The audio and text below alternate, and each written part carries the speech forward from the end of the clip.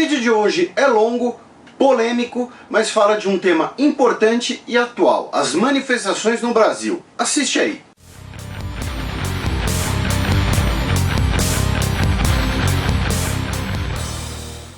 E aí pessoal, meu nome é Felipe Figueiredo, mais um vídeo de xadrez verbal aqui no YouTube. Hoje para falar de manifestações no Brasil, desde as de junho de 2013 até as mais recentes, todo tipo de manifestação e por que nós pensamos algumas coisas sobre determinado tipo de manifestação. Esse tema veio de uma conversa com o Pirula, do canal do Pirula, que está linkado aí, muitos de vocês devem conhecer, vários de vocês vieram parar aqui por causa dele, que ele dá um apoio muito grande aqui ao canal, sempre divulga. Ele falou, pô, por que muita gente que sempre fala de manifestação no Brasil, de que o brasileiro deveria se manifestar, às vezes quando vê alguma manifestação, acha uma porcaria, deslegitima aquela manifestação. E ele falou, eu queria falar disso, mas eu não sei se eu vou conseguir fazer um bom material, então acho que você poderia fazer melhor. Na verdade ele só estava empurrando o assunto para mim, porque é polêmico, ele sabe que daria muito problema, ele sabe que ele seria xingado por um monte de gente. Aqui eu também serei xingado, mas serei xingado menos, então ele passou a polêmica para mim. Eu só aceitei porque eu sei que ele vai falar desse vídeo num vídeo dele, vai citar, vai falar do meu nome no canal dele, no meio do vídeo, com um link bem grande para as pessoas pararem aqui. Mas enfim, então a gente vai falar sobre isso, sobre por que às vezes alguma pessoa deslegitima uma manifestação. E antes de começar, duas observações. A primeira é, eu não estou falando desses fatores como questões alheias, como se elas não me influenciassem, como se na minha vida pessoal eu não pensasse algumas coisas. Não estou me colocando acima da discussão, estou repassando algum conteúdo acadêmico, se é que dá para dizer assim, sobre eventos importantes no nosso país. Então não venham me criticar ou me xingar dizendo que eu estou me colocando como uma autoridade moral, alguma coisa assim. Eu estou colocando duas visões diferentes. Qual eu penso, qual acredito, não vem ao caso nesse momento.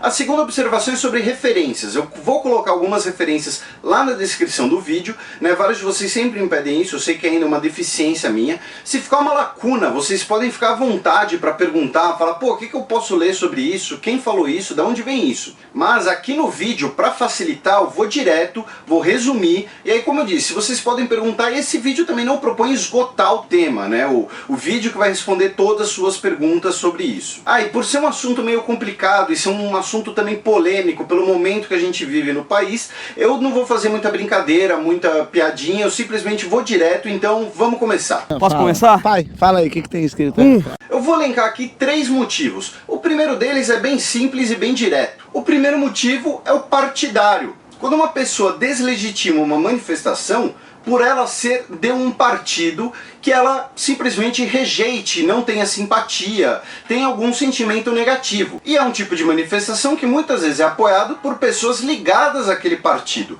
militantes ou filiados. E quando eu digo ligadas a um partido, eu digo ligadas de verdade, tá? Uma pessoa ter a carteirinha, ser filiada, comparecer a convenções, fazer parte de algum diretório. Não estou falando como hoje existe um grande senso comum que qualquer pessoa mais ou menos de esquerda é petista e mais ou menos de direita é tucana. E aí tem a versão mais intensa desse exemplo, que é a aversão total a qualquer partido. Como por exemplo nos gritos e faixas que diziam que o Brasil é meu partido. Só que esse é um pensamento bem perigoso, porque partidos são essenciais ao jogo democrático e são essenciais em uma república. A ausência de partidos, ou então o monopólio de um partido, que muitas vezes assume sua identidade como a mesma identidade daquele país, leva a regimes autoritários. Na Alemanha nazista e na União Soviética só existia um partido.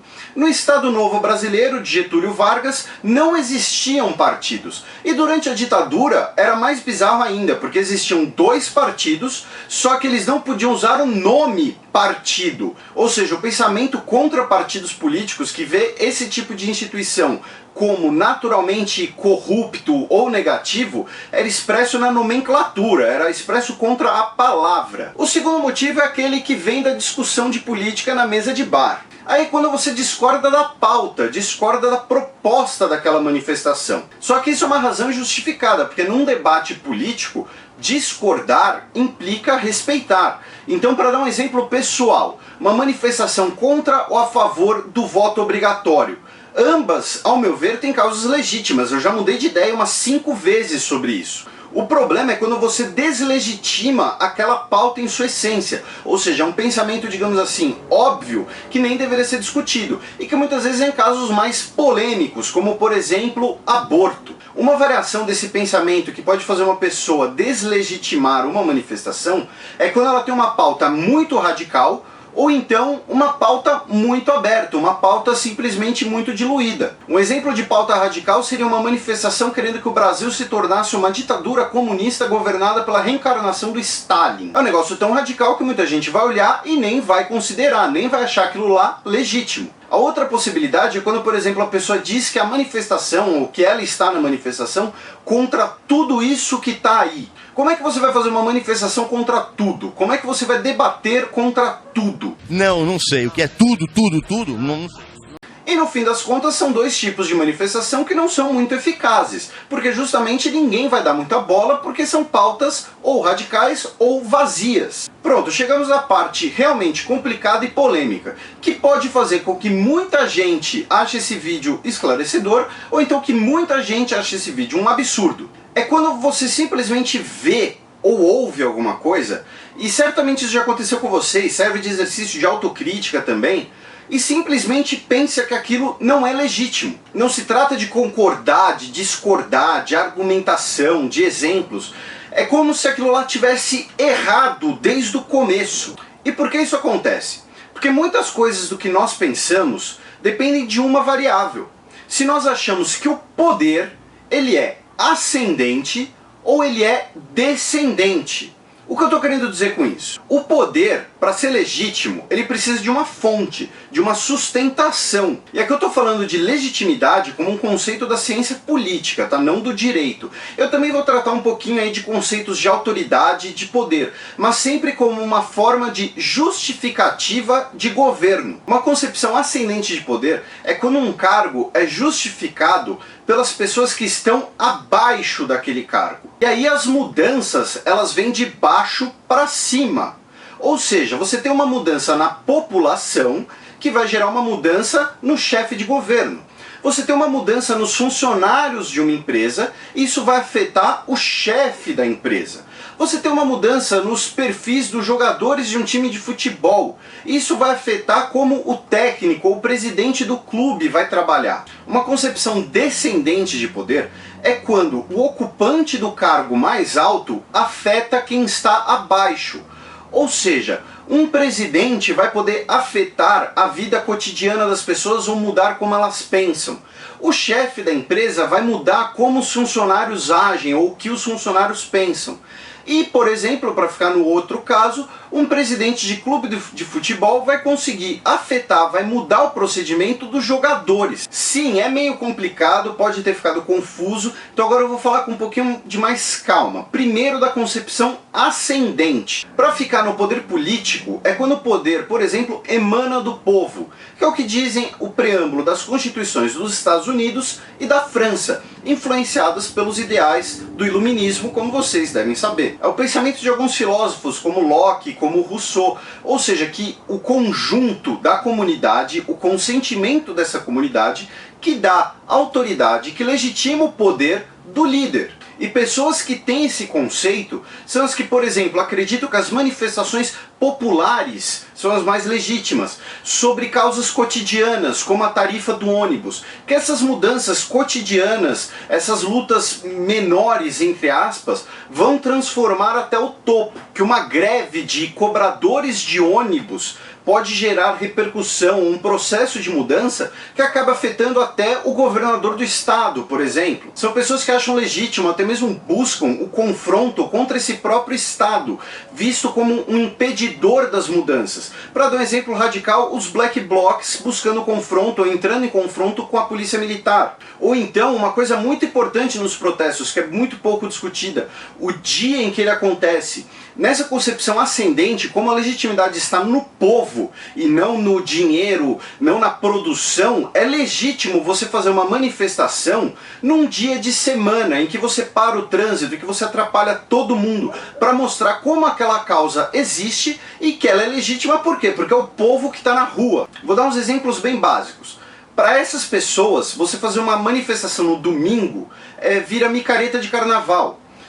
Por exemplo, a eleição do Lula representa a inserção na vida política. Um cara que veio de baixo, analfabeto, lavrador do interior do Nordeste, que foi sindicalista, foi trabalhador metalúrgico e virou presidente da nação, ou seja, mostra como o pobre também agora está envolvido na vida política. E, em contraste, o Fernando Henrique Cardoso, com doutorado, falando várias línguas, foi professor na Sorbonne, mostrava como a classe política brasileira ainda era uma casta, uma elite privilegiada que tirava o outro do poder. Para ficar num tema que é pauta de protesto, numa concepção ascendente de poder, você acaba com a corrupção pelos pequenos atos do dia a dia. Ou seja, a pessoa que suborna o guarda com R$50 para não tomar uma multa, a pessoa que para em local proibido porque é rapidinho, isso vai subindo até ter uma corrupção nos altos cargos do país. Agora vamos falar da concepção descendente. É quando o poder vem de cima para baixo. Ele vem do cargo, ele vem do símbolo nacional, ele vem de uma entidade superior. Alguns exemplos: no absolutismo, quando o poder vem de Deus, o direito divino, mesmo o pensamento monárquico brasileiro, que não era do direito divino, ou então o pensamento czarista na Rússia. E não pense que são só exemplos históricos de muito tempo atrás. Hoje nós temos monarquistas no Brasil. No Reino Unido, a Rainha Elizabeth assina pela graça de Deus, porque é pela graça de Deus que ela é a rainha, a Constituição de alguns estados dos Estados Unidos, a Constituição de alguns países islâmicos, como a Indonésia, a Constituição grega, a Constituição da Irlanda, todas essas dizem que o poder vem de Deus. Tem até um deputado brasileiro que quer propor que a Constituição brasileira, no seu preâmbulo, diga que o poder emana de Deus. Hoje ela diz que o poder vem do povo, ela apenas cita a proteção de Deus, como várias outras constituições fazem, ou seja, ela cita, ela não invoca. E para dar um exemplo só de curiosidade, a Constituição polonesa cita os dois casos. Como ela é um país metade muito católico e metade ateu, ela diz: olha, o poder vem de Deus. Mas se você não acredita que o poder vem de Deus, então ele vem do povo. Continuando, na concepção descendente de poder, a estrutura de poder vira uma coisa piramidal. Do líder, a autoridade vai descendo até chegar na base da pirâmide, a base popular. Nesse conceito, normalmente estão pessoas muito apegadas a valores como hierarquia, como tradição, incluindo tradição familiar. Esse pensamento nas manifestações é expresso como, por exemplo, se o transporte público na cidade está ruim, muda o prefeito. Se temos um caso de corrupção, muda direto a presidência, porque mudando o topo vai mudar todo o resto. Existe uma cronologia, uma tradição desse pensamento no Brasil. A República Brasileira foi fundada em base nos ideais do positivismo, que falam, por exemplo, ditadura tecnocrática, que é que existe uma verdade, existe o conhecimento, e as pessoas que detêm o conhecimento, que detêm mais conhecimento, devem governar. Ou seja, não é muito diferente, mais ou menos, tá, da ideia de meritocracia que algumas pessoas defendem hoje na forma radical. Esse pensamento positivista influenciou, como disse, a fundação da República, a Revolução de 32 e o golpe de 64, o positivismo de um filósofo chamado Augusto Conte. E eu sei que nem todo mundo na manifestação defende intervenção militar ou a volta da ditadura. Eu estou falando um pensamento em comum, tanto com as pessoas que querem uma intervenção militar, com as pessoas que defendem e defenderam a ditadura, quanto as pessoas que apenas querem uma mudança direto no topo, mesmo que seja civil e democrática. Além dessa grande influência positivista no republicanismo brasileiro, tem um outro elemento que mistura com aquele outro que eu falei de rejeição aos partidos. A visão de que o governo, a gestão do país, o topo, deve ser uma coisa de Estado, não de partido, não de política. E acabam identificando a função de Estado com o Exército, que é uma das carreiras de Estado. Resumindo, o cara tá no exército e vai servir o Brasil, independente do governo ser do PT, do PSDB, do PMDB, do PP, do Tiririca, de quem for. E esse pensamento também tem uma raiz histórica no Brasil, lá no começo do século XX, quando um grupo chamado de Jovens Turcos, de oficiais do exército brasileiro, foi até a Alemanha fazer um novo treinamento, se modernizar, e voltaram com as ideias do chamado modo prussiano, que foi como foi fundada a Alemanha unificada. Nas palavras de Bismarck, a sangue e ferro. Ou seja, quando a coisa vem de cima para baixo. Eles tinham esse nome Jovens Turcos porque outro grupo positivista que fez treinamento militar na Alemanha derrubou o Império Turco Otomano e fundou a República Turca. Então, como um apelido pejorativo, os rivais desse grupo chamavam eles de Jovens Turcos, os defensores desse modo prussiano, de que o Estado está acima e as mudanças vêm de cima para baixo. Nas manifestações, esse tipo de pensamento vai se refletir como? O enfrentamento ele se torna legítimo não contra o Estado, mas contra as pessoas que querem subverter essa ordem. O termo subversão é bem conhecido durante a ditadura brasileira. Então vão as pessoas, por exemplo, queimar uma bandeira do PT, impedir as pessoas de usarem a cor vermelha, esse tipo de enfrentamento. Voltando nos exemplos mais simplificados, essas pessoas vão querer fazer a manifestação aos domingos. Por quê? Porque fazer manifestação de dia de semana é coisa de vagabundo. Vagabundo! Vagabundo! O Lula ter sido presidente, na verdade, seria um desestímulo aos estudos, porque mostra que um analfabeto pode ser presidente, então ninguém vai querer estudar. Já o Fernando Henrique Cardoso era um cara preparado, um cara estudado, um cara que ia para a ONU e falava em francês fluentemente. É um cara que merece ocupar o cargo de presidente. E na pauta da corrupção, qual o pensamento nessa concepção descendente?